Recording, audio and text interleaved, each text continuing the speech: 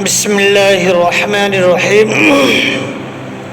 السلام علیکم ورحمۃ اللہ وبرکاتہ۔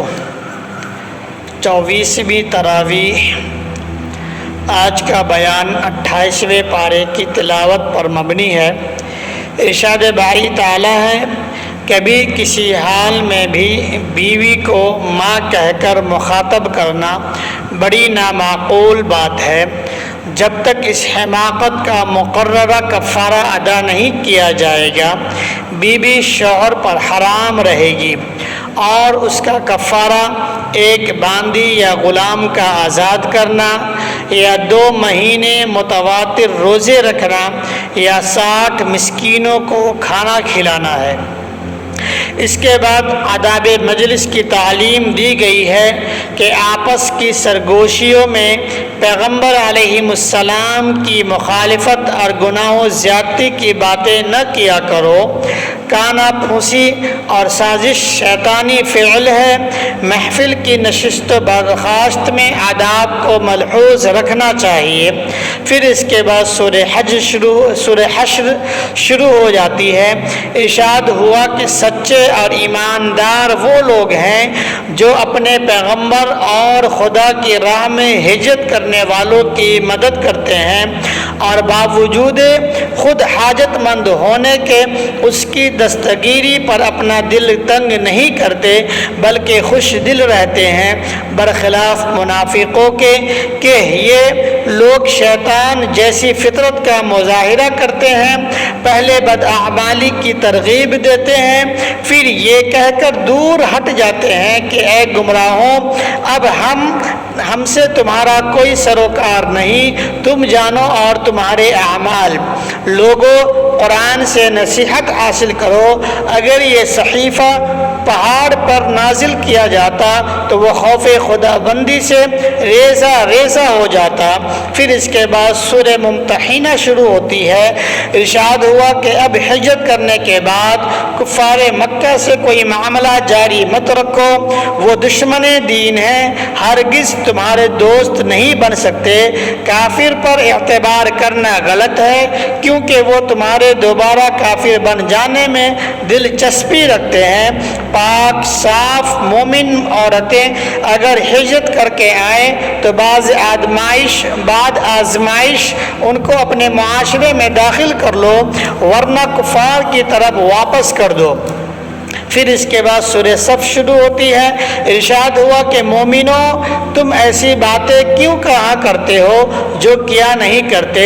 یا ایھا الذین آمنوا لم تقولون ما لا تفعلون۔ خدا اس بات سے سخت بیزار ہے کہ تم ایسی بات کہو جو کرو نہیں۔ خدا کے محبوب بندے تو وہ ہیں جو سیسہ پگھلائی دیوار کی طرح جم کر جہاد میں ثابت قدم رہتے ہیں۔ اس بشارت کا ذکر ہے جو عیسیٰ علیہ السلام نے حضور اکرم صلی اللہ علیہ وسلم کے ظہور قدسی اور اس کے اسم مبارک احمد کے بارے میں دی تھی۔ اللہ تعالیٰ مومنوں کو یقین دلاتا ہے کہ کافر اللہ کے چراغ کی روشنی کو پھونکے مار مار کر بجھا نہیں سکتے۔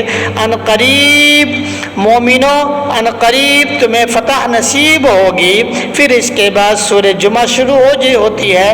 بڑے اہتمام کے ساتھ ارشاد فرمایا جا رہا ہے کہ اے مومنوں، اے مسلمانوں، جمعہ کی اذان سننے کے بعد نماز جمعہ میں شامل ہونے کی جلدی کیا کرو، اور خرید و فروخت کا کام بند کر دیا کرو۔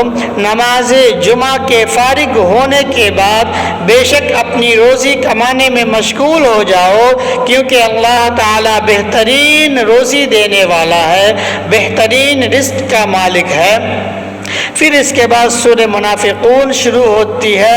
ارشاد ہوا کہ اللہ ہی نے تم سب کو پیدا فرمایا ہے، پھر تم میں سے کوئی کافر ہے، کوئی مومن، اور تمہاری عورتیں اور تمہاری اولاد میں بعض تمہارے دشمن ہیں، سو ان سے بچتے رہو۔ ہاں، اگر وہ راہ راست پر آ جائے تو انہیں معاف کر دو۔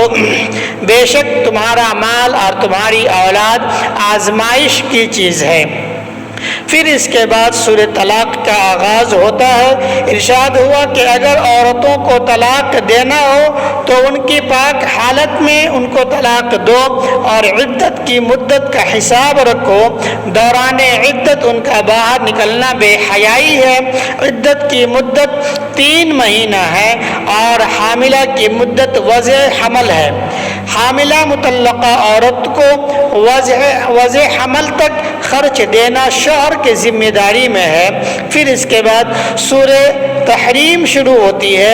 ارشاد ہوا کہ اے نبی صلی اللہ علیہ وسلم، بیویوں کی خاطر سے آپ اللہ کی نعمتوں کو ترک نہ کریں، اور عہد کرنا قسم کے برابر ہے جس کا کفارہ ادا کرنا ہوگا۔ اسی طرح پیغمبروں کی بیویوں کو ہدایت فرمائی گئی ہے کہ اگر پیغمبر کو تکلیف پہنچانے کی کوشش کی گئی تو پیغمبر کی مدد کے لیے اللہ اور جبرائیل امین اور نیک کردار مسلمان موجود ہے۔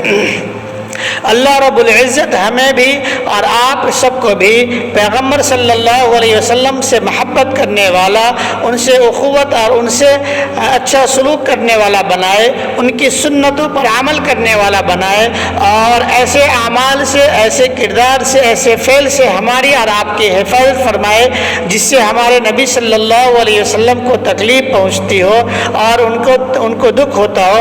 اللہ رب العزت ان کاموں سے ہم سب کی حفاظت فرمائے، آمین۔ وآخر دعوانا الحمد للہ رب العالمین۔ السلام علیکم ورحمۃ اللہ۔